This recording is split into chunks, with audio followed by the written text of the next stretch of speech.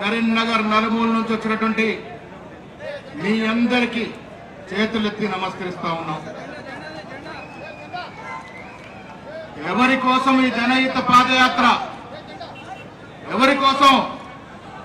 మన కోసం, మన భవిష్యత్తు కోసం. అధికారంలో ఉంది కదా పాదయాత్ర ఎందుకు అనుకుంటున్నారా?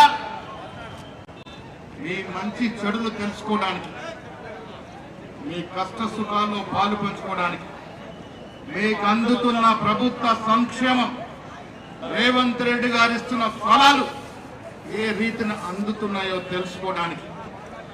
వస్తూ వస్తూ ఇందిరమ్మ ఇల్లు ప్రారంభోత్సవం చేసుకున్నాం.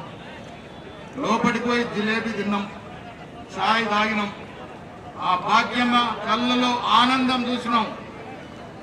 డబుల్ బెడ్రూమ్ల కళ 10 ఏళ్ళు ఒక్కటంటే ఒక్క బెడ్రూమ్ వచ్చిందా ఈ చొప్పదండి నియోజకవర్గంలో? మరియల్ల మేము ప్రారంభించిన ఆ గ్రామంలో 240 ఇల్లు వచ్చాయట. అరుడైన పేద ప్రతివానికి ఇల్లు రావాలని 10 ఏళ్లుగా మీరు కలలు కంటున్న చక్కెర కార్డు, రేషన్ కార్డు ఇవ్వాలని 40 లక్షల రేషన్ కార్డులు ఇచ్చిన వచ్చినాయా లేవా? 10 ఏళ్ళు ఒక్క కార్డు వచ్చిందా మీకు? రైతు బంధు, రైతు భరోసా, రుణమాఫీ, 200 యూనిట్ల కరెంటు మాఫీ, మహిళలందరికీ ఉచిత విద్యుత్తు, అన్నిటికీ మించి కళలు కూడా అనుకున్నారా సన్న బియ్యం వస్తాయని? రేవంత్ రెడ్డి, ఉత్తమ్ రెడ్డి సన్న బియ్యం ఇస్తారని అనుకున్నారా? మరి ఇవన్నీతో అందుతున్నాయి కాబట్టి, మీరు సంతోషంగా ఉన్నారు కాబట్టి, మీ సంతోషంలో భాగం పంచుకోవాలి కాబట్టి నేను మీనాక్షి మేడం ఇక్కడికి వచ్చినాం. మీనాక్షి మేడం ఎవరో తెలుసా? గాంధీవాది, మహాత్మా గాంధీ మునివరం లాంటిది. రాహుల్ గాంధీ సోనియా గాంధీకి అత్యంత ఇష్టరాలు, నీతి నిజాయితీ పరులు, మన పర్యవేక్షకురాలు. వారు కూడా మీ కష్టకాల పాలు పంచుకొని ఇక్కడికి వచ్చినారు. మిత్రులారా, టీఆర్ఎస్ గురించి ఎక్కువ మాట్లాడా ఎందుకు? దాని పని అయిపోయింది. టీఆర్ఎస్ పని అయిపోయింది. టీఆర్ఎస్ ఇక ఉండదు. ఇంతో కొంత అక్కడక్కడ పచ్చగడ్డి మోసినట్టు ఉన్నదెవరు? కులం పేరిట, మతం పేరిట, కొండగడ్డ హనుమంతుడు పేరిట ఓట్లు అడిగే బిచ్చగాళ్ళు బీజేపీ వాళ్ళు. ఓట్లు అడిగే బిచ్చగాళ్ళ కాదా దేవుడి పేరు మీద? కొండగట్టు హనుమంతుడికి నేను భక్తుంది, మీరు కాదా? మనం ఎప్పుడైనా కొండగట్టు పేరు మీద ఓట్లు అడిగినామా? శ్రీరామచంద్రుడి పేరు ఓట్లు అడిగినావా? శివుని పేరు మీద ఓట్లు అడిగినామా? నేను గాని, మా ప్రభాకర్ గాని, లక్ష్మణ్ గాని రోజు పొద్దున పూజ చేసుకుని బయటకు వెళ్తాను. బొట్టు ఉన్నది, చెమటకు పోయింది ఉన్నదా? కానీ ఎప్పుడు దేవుడి పేరు మీద ఓట్లు అడగలేదు. ఏమన్నట్లు అడుగుతాం? దమ్ము ధైర్యం ఉంది, ఇస్తే మాట తప్పకుండా పని చేస్తాం, ఫలానా పని చేస్తామని ఓట్లు అడుగుతాం. అది దమ్ములోని నాయకుడి లక్షణం.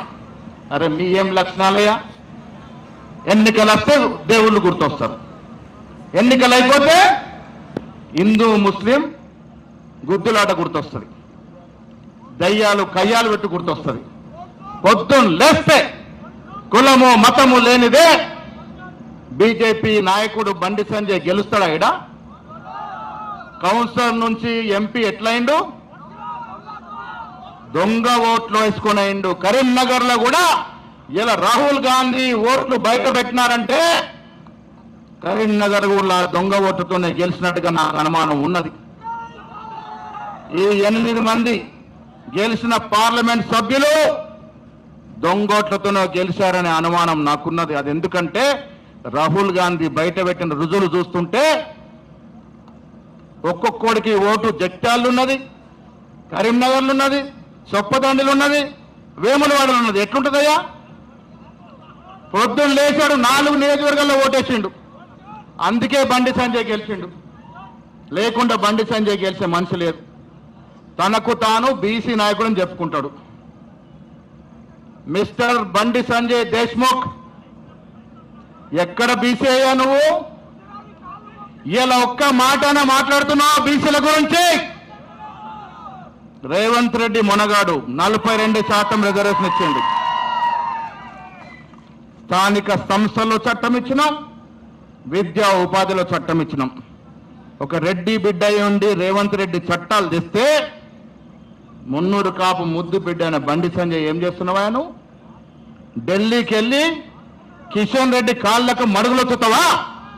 కిషన్ రెడ్డి మాటలిని, రామచంద్రరావు మాటలిని బీసీల గురించి మాట్లాడడానికి జంకుతున్నావు. నువ్వేం లీడర్ అయ్యా?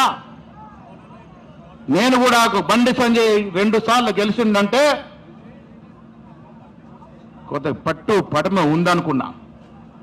కానీ ఇలా 42% గురించి మాట్లాడకుండా ఇంట్లో దాక్కున్నాడు, ఢిల్లీలో దాక్కున్నాడంటే నీ నాయకత్వ లక్షణం ఏమిటి అని అడుగుతా ఉన్నా. బండి సంజయ్ బీజేపీ అధ్యక్షుని తీసేసిన రోజున ఈ మహేష్ గౌడ్ గలమెత్తిండు, ఎట్లా తీస్తారు మా బీసీ బిడ్డనని. కానీ నీకు ఇవాళ సోయి లేదు, బీసీల గురించి మాట్లాడే సోయి లేదు. మీ అన్న పొన్నం ప్రభాకర్, మహేష్ గౌడ్, ఆది శ్రీనివాస్, సురేఖమ్మ, మాతో పాటు రెడ్డి నాయకులైన జీవన్ రెడ్డి, ఎస్సీ నాయకులు లక్ష్మణ్, శ్రీహరి అందరము బీసీల గురించి కొట్లాడుతుంటే మీరు ముఖం చాటేసుకుని ఢిల్లీలో దాక్కుంటే ఎవరికి అన్యాయం అవుతుంది? బండి సంజయ్ గారు భవిష్యత్ తరాలకు అన్యాయం చేస్తున్నారు. మీరు భవిష్యత్ తరాలకు అన్యాయం చేస్తున్నారు. మీకు చిత్తశుద్ధి ఉంటే నీకు కానీ, ఈటల రాజేందర్కి కానీ, మా అరవింద్ కానీ, బీజేపీ ముద్దుబిడ్డ లక్ష్మణ్ కానీ మీకు చిత్తశుద్ధి, బీసీ రక్తం, మీ రక్తంలో బీసీ గుణం ఉంటే 42% గురించి తక్షణమే రేపే మాట్లాడాలి. మీరు బిల్లులు పెండింగ్ ఉన్నాయి మోడీ దగ్గర, రాష్ట్రపతి దగ్గర. రేవంత్ రెడ్డి ప్రభుత్వం బిల్లులు చేసి కేంద్రానికి పంపింది. 2 బిల్లులు, ఒక ఆర్డినెన్స్ పెండింగ్ లో ఉంటే మీరు ముఖం చాటేసి తిరుగుతున్నారు. ఇది భావ్యమా అని అడుగుతా ఉన్నాను. కాంగ్రెస్ ప్రభుత్వం, రాహుల్ గాంధీ, ఖర్గే, సోనియా గాంధీ, ప్రియాంక గాంధీ మాటకు కట్టుబడి ఉంటారు. ప్రాణం పోయినా మాట కింద జార్చరు. అందుకే తెలంగాణ ఇచ్చింది సోనియా గాంధీ. ఎక్కడ మాట ఇచ్చింది? తెలంగాణ ఇస్తానని కరీంనగర్ గడ్డ మీద మాట ఇచ్చింది. ఏ సంవత్సరంలో? 2014లో కరీంనగర్ గడ్డ మీద మాటిస్తే, 2004లో మాటిస్తే 2014లో తెలంగాణ ఇచ్చింది. ఒక మాట ఇస్తే ఎంత కష్టమైనా నష్టమైనా ఓర్చి తెలంగాణ ఇచ్చిన ఘనత సోనియా గాంధీ. 6 గ్యారంటీలు ఇస్తాను వాళ్ళు ఇస్తున్న ఘనత సోనియా గాంధీ. మీరేం మాట అయ్యా?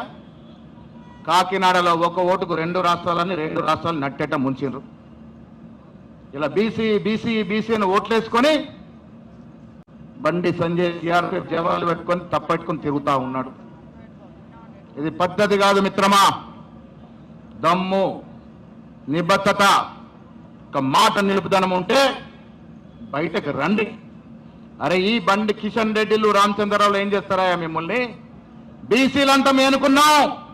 రండి, పోరాడండి మోడీతో, కిషన్ రెడ్డితో.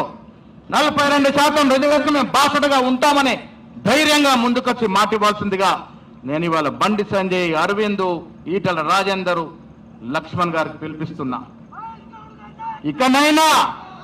ఇకనైనా బీసీ తత్వం, మీకు బీసీల మీద ప్రేమని బయట పెట్టుకోవాల్సిన విజ్ఞప్తి చేస్తా ఉన్నా. మా రేవంత్ రెడ్డి గారు, మా జీవన్ రెడ్డి గారు నిన్న పిఎస్సి మీటింగ్ లో మా జీవన్ రెడ్డి గారు మాట్లాడుతూ చెప్పారు ఏ రకంగా బీసీలకు రిజర్వేషన్ ఇవ్వాల్సిన అవసరం ఉంది, అది ఎంతవరకు న్యాయమనే మాట. జీవన్ రెడ్డి దగ్గరికి వచ్చి, బండి సంజయ్ గారు జీవన్ రెడ్డి దగ్గరికి వచ్చి కూర్చొని అడగండి, అది ఎట్లా సాధ్యమవుతుంది?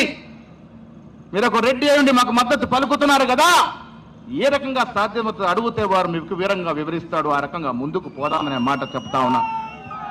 ఈ దమ్ము లేని రాజకీయాలు, ఈ సత్తా లేని రాజకీయాలకు ముందు నడవై. ప్రజలు తెలివికలని వారండు. ఎవడు మాటిస్తాడో, ఎవడు మాటను నిలబెడతాడో తెలుసుకున్నారు ఇవాళ. ముందు ముందు ఆటలు సాగాయి కాబట్టి జాగ్రత్తగా బీసీ బిల్లుకు మద్దతు ఇవ్వాల్సిందనే విజ్ఞప్తి చేస్తా ఉన్నా. అభివృద్ధి ధ్యేయంగా ముందుకు పోతా ఉంది మా ప్రభుత్వం. ఇంజనీరింగ్ కళాశాల ఈ 19 నెలల్లో తెచ్చిన ఘనత కాంగ్రెస్ పార్టీ రాష్ట్ర నాయకులు, మంత్రులు పొన్నం ప్రభాకర్, లక్ష్మణ్, వివేక్ గారు, సీనియర్ నాయకులు. అభివృద్ధి అంటే ఏంటో కాంగ్రెస్ పార్టీకి తెలుసు.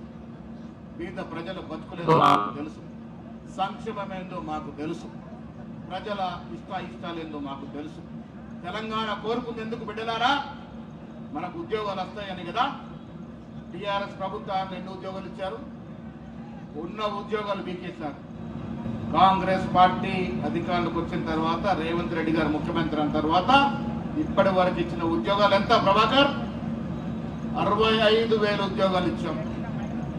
3 మంత్రులున్నారు ఇక్కడ. వారి మాటలతో చెప్తా ఉన్నా, ఇంకా 35,000 ఉద్యోగాలు ఈ 6 నెలల్లో ఇస్తాం. ఇచ్చి తీరుతాం. మాకు ఉంది, చేసే చాలా ఉంది, చేసే ధైర్యం ఉంది. మాటిస్తే తప్పదు అని ప్రతిమ సోనియా గాంధీ, రాహుల్ గాంధీ కలిగే ఆశీస్సులతో రేవంత్ రెడ్డి గారి ప్రభుత్వం ఇంకా 35,000 ఉద్యోగాలు ఇచ్చి తీరుతాం. ఉద్యోగాలే కాదు, ప్రైవేట్ పరంగా ఎన్నో పరిశ్రమలు తీసుకొస్తా ఉన్నాం. పక్క నియోజకవర్గం కేటీఆర్ బాగా చదువుకున్నాను చెప్తాడు. ఎన్ని కోట్ల విదేశీ పట్టుబడి తెచ్చిండు? ఉన్న 10,000 తేలే. రేవంత్ రెడ్డి గారు, శ్రీధర్ బాబు గారు విదేశాలకు వెళ్ళి 1,78,000 కోట్ల విదేశీ రుణం తీసుకొచ్చారు. ఇది కాంగ్రెస్ మార్పు రాజకీయం అంటే. మిత్రులారా, మనం ఎందుకు ఓటేస్తాం? మనం బాగుపడాలని, మా కష్టాల్లో ఒక నాయకుడు పాల్పంచుకోవాలని, భవిష్యత్తులో మాకు అనుకరించి కార్యక్రమాలు రావాలని, మాకు ఉద్దేశించిన స్కీములు రావాలని, మా ఊరు అభివృద్ధి చెందాలని, మాకు చెరువులు రావాలని, నీళ్లు రావాలని. ఈ పోచంపాడు నీళ్లు తీసుకొచ్చింది ఎవరు? నెహ్రూ గారి ఆధ్వర్యంలో పోచంపాడు నీళ్లు తీసుకొస్తే పివి నరసింహారావు గారు ఫ్రంట్ పోయినిచ్చి ఇంకొక నీటి బాట వేసింది. ప్రాణైతే చేవెళ్ళ ప్రాజెక్టు తీసుకొస్తే మించెల్ వీడి ఖర్చు చేసి ప్రాజెక్టు కూలే విధంగా కాంట్రాక్టర్ జేబులు నింపిన ఘనత కేసీఆర్ కుటుంబాన్ని. ఇలా దొంగల్లా ఫోన్లు దాచుకొని కోర్టు చుట్టూ తిరుగుతా ఉన్న మమ్మల్ని అరెస్ట్ చేయొద్దని సుప్రీంకోర్టు వెళ్ళాలి. అలా మేము తప్పు చేసాం కానీ మమ్మల్ని అరెస్ట్ చేయొద్దని. ప్రజా కోర్టులో శిక్ష తప్పదు. మిత్రులారా, ఎవరి రాష్ట్ర సంపద దోచిన, ఎవరి రాష్ట్ర సంపద లూటీ చేసిన, మీతో ఎవరు లూటీ చేసినా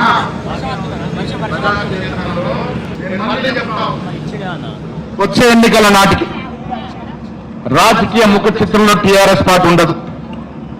ఎన్ని ముక్కలాటైంది టీఆర్ఎస్ పార్టీ? ఎలా 4వ గొంటు నక్క ఎదురు చూస్తున్నాడు. 3 ముక్కలకి అయింది. ఒక ముక్క సుక్క బిజినెస్ చేసి జైలుకు పోయి పాపం ఇవాళ విదేశాలకు పోయింది. ఒక ముక్క అవినీతి పాలు జైలుకు పోతుందేమో అని చూస్తా ఉంది. ఈ 2 ముక్కల కొట్లాట్లో పెద్ద ముక్క పాపం ఫామ్ హౌస్నే పరిమితమై రోజు పొద్దున సాయంత్రం పాపం పరేషాన్నాడు ఆయన. ఇంకా 4వ ముక్క ఈ 3 ముక్కలు కొట్లాడుతుంటే నాకేమైనా అవకాశం రావదా అని ఎదురు చూస్తా ఉన్నది. ఇంకేముంటుంది మిత్రులారా? టీఆర్ఎస్ పని అయిపోయింది. మనం ఎందుకు టీఆర్ఎస్ చూస్తాం? మళ్ళా మనకు డబుల్ బెడ్రూమ్ ఇచ్చిండా, ఒక చక్కెర కార్డు ఇచ్చిండా, పని అయిపోయింది. ఎస్, టీఆర్ఎస్ గురించి మాట్లాడే అవసరం లేదు. బీజేపీ వాళ్ళు మనకు పనికిరారు. అందరికీ దేవుడు ముఖ్యమే. వాళ్ళకన్నా ఎక్కువ పూజ చేస్తాం. మా ప్రభాకర్ అయితే వారం శివాలయం, రామాలయం తిరుగుతూనే ఉంటాడు. ఇక్కడ వాళ్ళందరికీ భక్తి ఉన్నది. అందరం పూజ చేసుకుంటాం. ఏం కోరుకుంటాం? దేవుళ్ళతో, ప్రజలతో మాకు ఓట్లేపియని ఘోరం. ప్రజలు క్షేమంగా ఉండాలా, మా కుటుంబంతో పాటు అందరు క్షేమంగా ఉండాలని కోరుకుంటాం. ఎన్నికలు వచ్చినప్పుడు దేవుడి పేరు ఎక్కడ వాడం, అసలే తీసుకోం.